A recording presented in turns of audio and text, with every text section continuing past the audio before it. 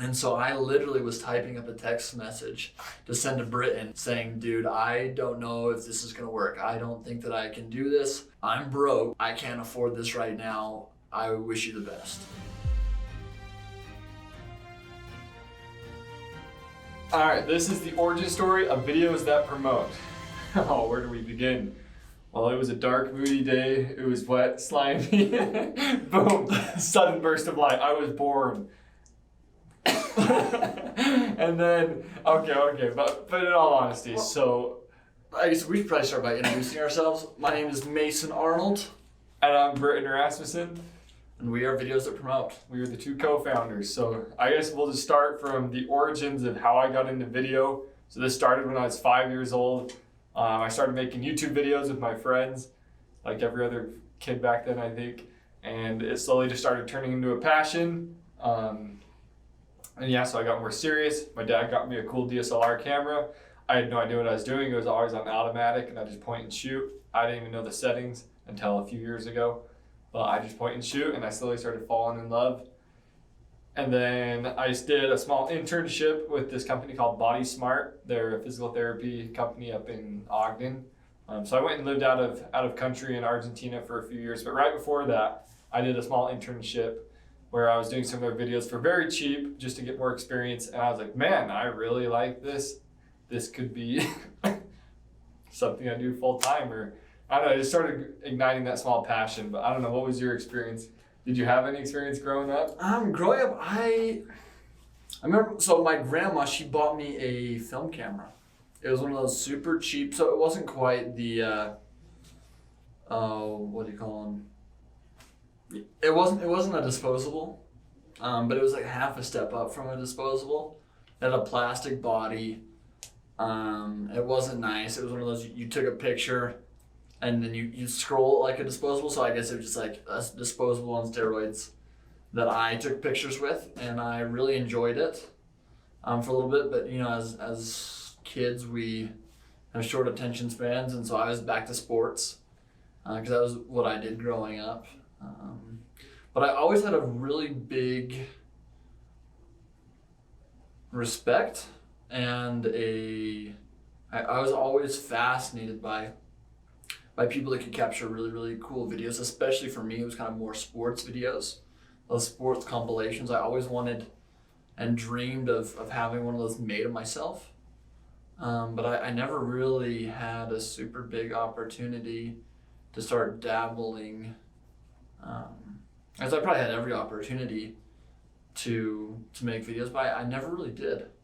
Gotcha. And for me, it probably wasn't until I was probably 19 years old that I decided that I had my big kind of inspiration. I was doing some volunteer work in Iceland, and one of the other volunteers that I was there with showed me this really, really cool video called Fragments of Iceland. We'll put a link to that in the description below. But I remember watching that, and it ignited something in me that I didn't know was there. It was a very, very powerful video.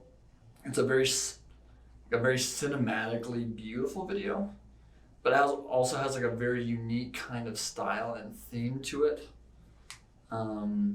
Again, if you're interested in that, I really would recommend to click on the link and watch that. But it ignited a passion, and I knew that I wanted to be able to capture something like that. I didn't really have a game plan for how, but I knew that when I got back, I was going to buy a nice camera and just start. And so that's what I did when I got back. I just started. I bought my first camera and started taking pictures and videos. I went on a 3-week trip to Europe with my family and just filled up SD card after SD card after SD card. And I still don't think I've gone through all the footage from that trip, but that's really what ignited it, and then I've been on a tear ever since. Gotcha. Yeah, so going right along with what you said, that moment of inspiration, if we look at, I guess, my moment of inspiration where it was like, all right, this is what I'm going to do. It was while I was in Argentina living out of country. I was sitting there one time. I was reading a book, and in the book there was this analogy of it talked about life on Earth, and it was saying that if you imagine a rope going on forever that way for infinity and forever that way on for infinity, there's a small knot in the middle of that rope. That rope was our time on Earth. And so I sat there when I read that. It was like this big aha, like the thought came to me, so why not go for your dreams? If our time on Earth is so short and so quick compared to the grand scheme of things, why not go for your dream? And so it was in that moment that I decided when I got home to the United States that I was going to start my dream like that. And so I got home a couple years later, and I remember I was laying in bed, probably my third night home. And in my bed, I was like, okay, tomorrow is the day I start. And so I woke up that day, and ever since that morning, that next day, I've been doing it ever since. I haven't looked back. I've been grinding ever since. So that was like the turning, like I knew what I was going to do. I always wanted to be like a movie director. I wanted to make videos.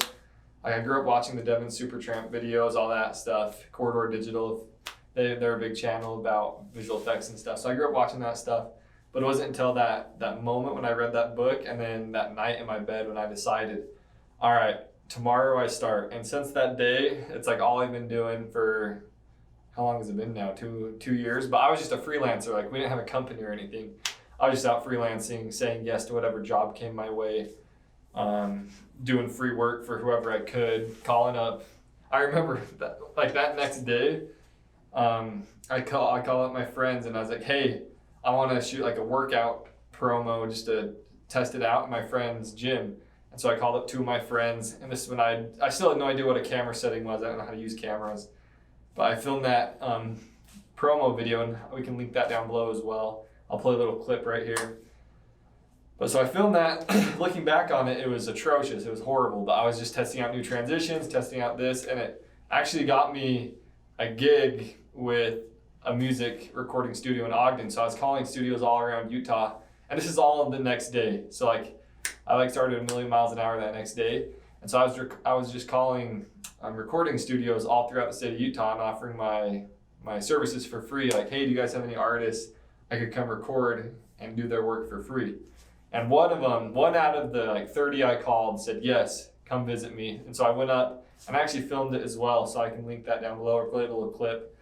But I was so stoked. I was like, this is gonna change my life. And so I made one music video for a rapper that was out of that recording studio. And look, the music video is terrible now that I look back on it. But at the time, it was like, wow, this is like all that. But I did it for free. It was all just portfolio building, and I was slowly just getting better and better at the craft. And then it slowly turned into freelancing, where I was doing weddings. I was doing stuff for businesses. And I wasn't making great money, but I could live and eat food off what I was doing freelancing. And that I did that for probably a year. And then that's when kind of Mason came into the story after probably a year of that. Yeah, and I guess kind of from the time that I started taking pictures and making videos, I wasn't as brave as Britton. I wasn't really ready to jump all in. I was working some other jobs at the time, and I was just doing that on the side and wasn't fully committed and bought in. I was hesitant. I was making good money doing what I was doing, and so it was always kind of scary, that thought of just dropping that and kind of rolling the dice with starting a video gig and not having that guaranteed paycheck like I had. And so what my plan was to slowly build my clientele and slowly grow something until I was making enough money where I could safely quit my 9-to-5, and then I would transition into that. But that's where, like Britton was saying, where kind of our paths crossed. As a little backstory to that, we went to high school together. We actually grew up in the same hometown, and we were acquaintances at best. Yeah, I knew of you, but I think we may have been in the same house on a Friday night once. But I knew of you, but we never really hung out. Went to the same high school, but in our high school, I think there was 2,700 kids. So it's kind of hard to know all 2,700 students, and so we ended up having a mutual friend that invited us it was right between Christmas and New Year, I want to say. Yeah, it was in the thick of winter. Thick of winter. Invited us, yes, one of our mutual friends invited us to go and do a photography and video trip up into the Tetons, up in Wyoming, and I was super stoked about it, and so I said yes. I said yes. Anytime anybody, I don't know, there's something magical about when a bunch of photographers get together on like a photography trip. So I said yes in a heartbeat, because just like thinking when you're on a trip with like your family or friends that aren't photographers and you have a camera, you're kind of a pain in the butt when you're like seeing and you're like, hey, everybody stop. It's kind of annoying, right? But if you go on a trip with a bunch of photographers, the main goal is to capture just sweet photos. And so everyone's in the same mindset. It's just one of the funnest environments to be in. So I said yes like that, even though I didn't really know anyone that was like, I was acquainted with everyone that was going, but I wasn't friends with anyone that was going. But I said yes because that's one of the funnest environments to be in, is just a bunch of photographers out in negative 27 degree weather trying to capture their moments. Yeah, so we went and we were there. We spent the first night, so we got there in kind of the afternoon-ish, right? I think. Mm-hmm. We took a couple pictures and then we made dinner, we slept. We had an RV that we were staying in, and so then we got up the next morning and it was negative 27. It was so cold. So cold. I had my giant parka from Iceland and like 12 layers, and you were wearing jeans though, I remember that. and I had forgotten snow pants, and it had just snowed probably 2 or 3 feet up there, and I was wearing the ugliest camo snow pants. We'll put photos down below like on the video, but man, they were ugly, but they kept me warm. But we were nice, and my upper half was super toasty, but then we were moving around. I think we clocked probably 12 hours of shooting that day, and we probably moved 10 or 11 miles. Yeah, it was all day. Just going. We forgot to bring food out there too. I remember that. We were starving. But we were having a blast. We got some awesome pictures. Just really cool guys. I'm still in close contact with both of those. With both of those friends. But then when we came back, we got back to the RV and we were starving, and so we got in there and we turned it on and we turned the heater on. And then as we were sitting there heating up dinner, we realized it wasn't getting warmer, and we realized we couldn't hear the heater anymore. And so, long story short, we decided that we weren't going to try and sleep in negative 27 degree weather, so we just bombed it home and kind of cut the trip a little bit short, which I thought was kind of unfortunate. Yeah. But I feel like we were all starting to kind of mesh and click, and there's some other cool spots we still wanted to shoot. But it obviously made sense that we weren't going to try and sleep in the negative 27 degree weather. It just wasn't smart. Yeah, it was so cold too. I've never experienced a cold like that. and so we were all freezing our butts off, hooking the truck and trailer back up, and then we headed out of there, and we were living in separate parts of the state. I was living down in St. George, down in the southern part of Utah. Yeah, and then I was up here grinding in Orem. And so like, I didn't have an LLC yet, but it was just about, so this is probably February of 2020. So right before, or was that during COVID? Right before COVID. I was like, I started using the name Videos That Promote. Didn't have an LLC, but started labeling things under that name. I'm like, that's a cool name. So I kept using it. It started growing on me. And then I was reading a Grant Cardone book. I think it was... Was that 2020 or 2021? It was 2020. We're in 2021. Oh, wait. That was earlier this year. Never mind. It was 2021. Jeez. Timetable. But anyway, I was reading... So 2021 this year. So I was reading that book, and in the book, Grant Cardone said, like, one of his biggest mistakes was doing things on his own, and he said he always preferred having a partner. So then I made a post on Instagram, and I was like, hey, I'm looking to expand my videography skills into more of a company instead of freelancing. Is there anyone out there that would like to partner up? And I did get quite a bit of reach out, but I didn't pull the trigger with anyone. Like the day of, I had a couple people reach out, and it kind of just sizzled out because none of them were actually serious. And so I didn't want to get involved with someone like that. So I was just like, okay, I guess I'm doing this on my own. And then I think it was like a few days later. Yeah, it was honestly probably 5 or 6 days. It might have been a week later.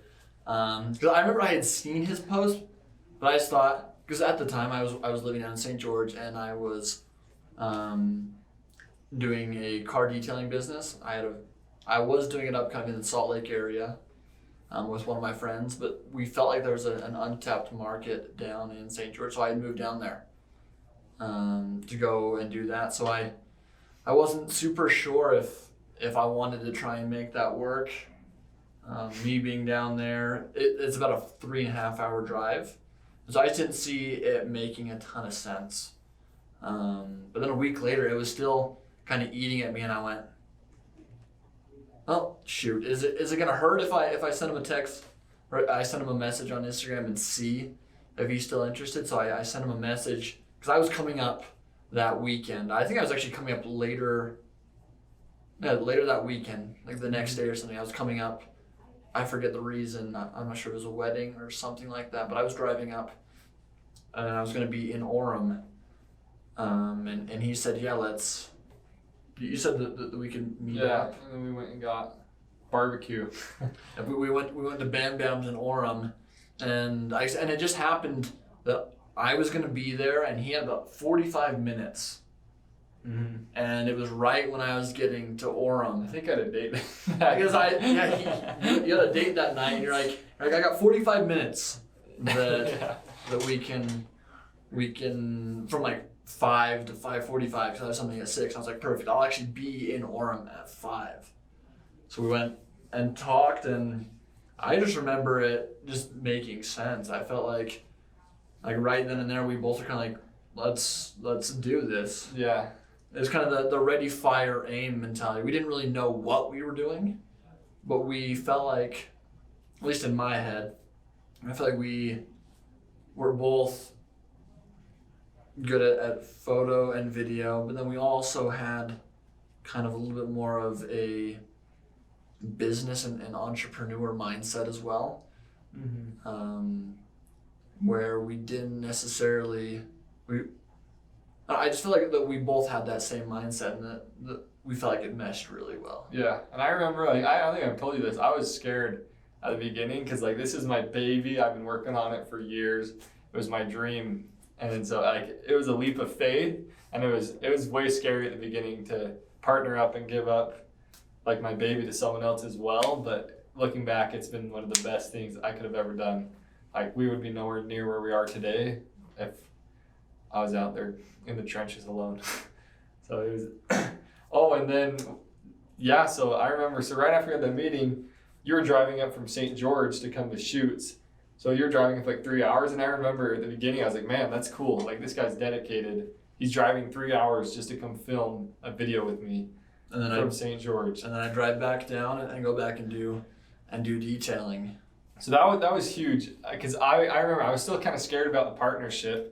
And then after seeing that, I was like, okay, he's not like all the other people that just wanted a quick buck. He's actually taking 3 hours. Not even sure if he's going to get paid, but he's still coming up to do it. So I remember that was cool. And then I remember we had those 2 shoots, and then I had the chance. I was still in school at the University of Utah Valley, so UVU. And I got the chance to go to Uganda for 2.5 weeks. And so it was this big dilemma because I was going to go to Uganda to film and take videos for a nonprofit. And I was like, how do I do this at school? So I actually ended up dropping out of school. And so the decision was to go full time into this company because school wasn't really doing it. And so I remember that was right when we started our partnership. I went to Uganda for 2.5 weeks. And I pretty much cold turkeyed it because I didn't have service out there or anything. And then I didn't know your side of the story. Yeah. So I love that part. Yeah, no, so something that I didn't tell Britton for a while after, because I was kind of scared to tell him because I didn't want to freak him out. So I'll explain. So he goes to Uganda for 2.5 weeks, and things for detailing just weren't working out. There wasn't we thought there was this untapped market, and we were running dry. Like, I was not doing well. Like, I was trying to get business doing that and just couldn't find anyone. Ended up doing a bunch of free details and just nothing came from it. And I was eating through savings pretty quick. And it was kind of like right there at the end of that 2.5 weeks. I was at the point where you're like, okay, I need to either start making money doing detailing videos, or I wasn't going to be able to put food on the table and pay my bills. And so I literally was typing up a text message to send to Britton saying, dude, I don't know if this is going to work. I don't think that I can do this. I'm broke. Like, I was going to be straight up with him saying, I'm broke. I can't afford this right now. I wish you the best. And I literally had this, I remember having it typed up, and then I sat there and went, there's just something inside that went, you know what? Just wait and see till he gets back. It's going to be like 3 days, and see where things are at. Maybe things are going to be, maybe there'll be a bunch of work, or maybe he'll pay you to do some of the editing from Uganda or whatever. But just wait a couple more days and then have that conversation in person if needs be. And so as soon as he gets back, I think it was a phone call. Where I can't remember. I want to say it was a phone call of basically like, hey dude, Uganda was crazy, but we got a bunch of work to do. I don't know if or how it's going to be possible, but I need you in Orem. Like, I need you for like, I think he named like 3 or 4 shoots within the next 2 weeks. And I was like, it doesn't make sense for me to be living in St. George anymore. So I was ready to move up and live back with my parents, back up in Fruit Heights, and then just have an hour commute down to Orem. But then I ended up finding a buddy that had like a spare room where no one was living in Provo, and I was just gonna live there while I tried to find some place to live. And so then during one of our shoots, I remember asking Britton, saying, hey, do you know anywhere that, like anyone that I could maybe buy their contract, or anywhere that had cheap housing? And he goes, yeah, my brother's actually leaving, like he leaves in like 2 days for summer sales, and he was looking for someone to take over his contract while he was gone. And he's like, you can move in if you want. And so yeah. So I like within like 2 days of driving up, starting filming, I was moving into, actually we ended up becoming roommates and started running this business that we didn't even really know what it was at the time. We started running it out of our bedroom. We had a bunk bed on one side of the room, and then we top bunk. Woo! And then we had 2 desks on the other side of the room. And that was HQ for a little bit. For a long bit. We were editing, doing everything out of our bedroom for a while. And then I remember we even had a couple of shoots in our living room where we'd make it look like a studio, but it was our living room. We just moved the table and stuff. Man, and like, it's like, how can you be professional in that? But it's like what you got to do to grind, right?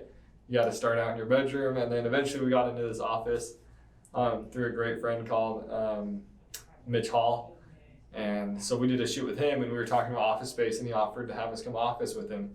And so we've got the studio and then an office space as well.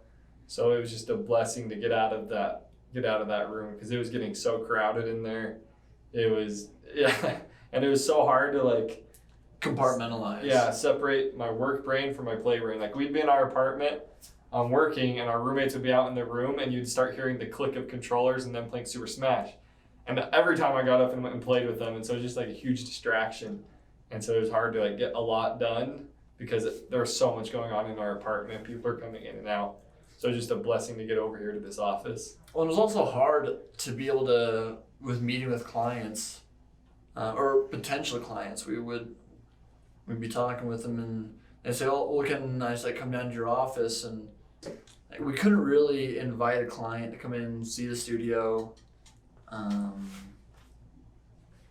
have a meeting, go over footage and stuff like that in the studio that we were actually in our bedroom studio. So it's been a really big blessing to be able to have the office space here and be able to be more focused and be able to have a setup like this where we can come and film right here and not have to push our beds and everything out of the way and be crammed up against the wall trying to film. Yeah, and so like now that we're in the office, I think so that's pretty much where we're at today. So I guess the plan for Videos That Promote now is become the go-to video production and like social media management, content management company in Utah. Be the go-to guys in the state of Utah, and then after that expand, but start out by dominating Utah and becoming the go-to video guys and the go-to content management and uploading guys as well. Well, and I think that's something that we didn't really touch on, but I think that's a problem that we ran into. We made videos. I don't want to name drop, so I won't. Yeah, no. No. So for example, there was a company, one of the first companies that we made a video for. Didn't end up using the videos, any of them that we made for them, or at least that we know. We followed them on social media. We went on their website, and they still had the original video that they wanted us to be able to replace. And so we were a little bit confused, and then I guess there's lots of other kind of situations that we ran into where where companies weren't necessarily using the videos in the ways that we thought that they should, and then also I think they were worried with spending money on videos because they didn't really know what to do with them. Like I think lots of companies and businesses that we worked with and executives at businesses knew that because they've heard videos are key, videos are super important.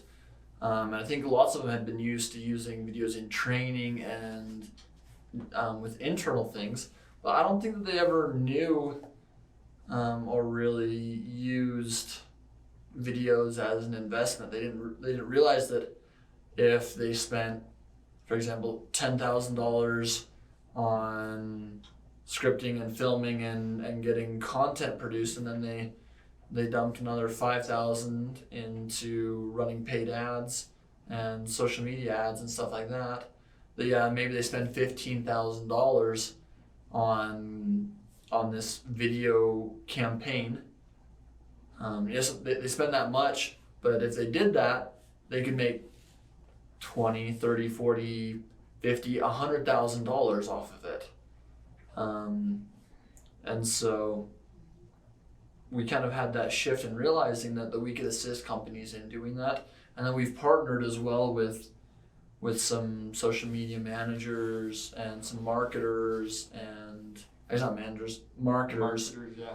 that would be able to help that next step with our clients. And so that's kind of where we're at now. In the beginning, we were just going to make videos, any sort of video for anyone. I think that's how business goes, though. You come with your plan and it just evolves into wherever it goes to. So I feel like we're past phase one and we're just at the start of phase two of the business, where we've kind of figured out, all right, we're out of like the pure grind mode, making $0.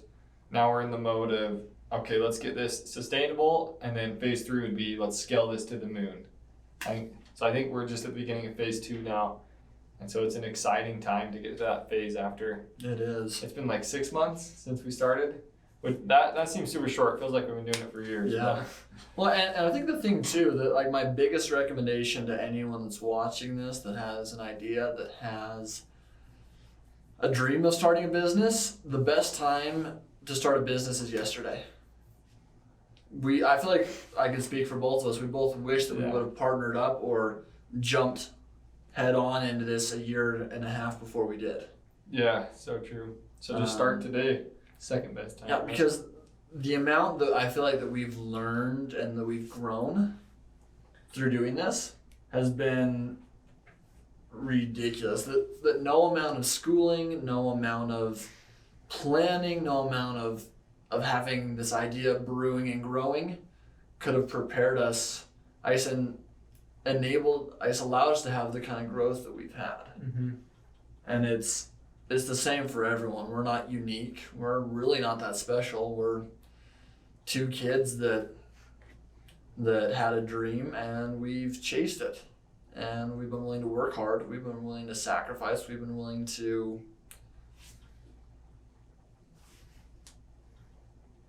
put in the work and grind. And I think that's all that it really takes. It takes a little bit of luck. I also believe that the harder you work, the more luck you can create. And I think that there have been a lot of situations that we found ourselves in and clients that we've been able to work with because we've worked hard and put ourselves in those positions. True. Yeah, so I think wrapping up, we're, like we said, we're past that phase and we're into the next phase, and it's going to require even harder work. Like, I don't think it ever gets easier in business. There's always this misconception that once you get to that point, it's easy. But if you do that, I feel like you're just going to revert back to failure. So yeah, it's just time to just push the gas even harder and harder. So hopefully you guys will be seeing us everywhere and you're going to get used to these two faces. Okay? This is the face you want to be seeing more often. So hopefully you guys get used to these faces because we're going to be everywhere. And that's the next phase, is just exploding in the Utah market.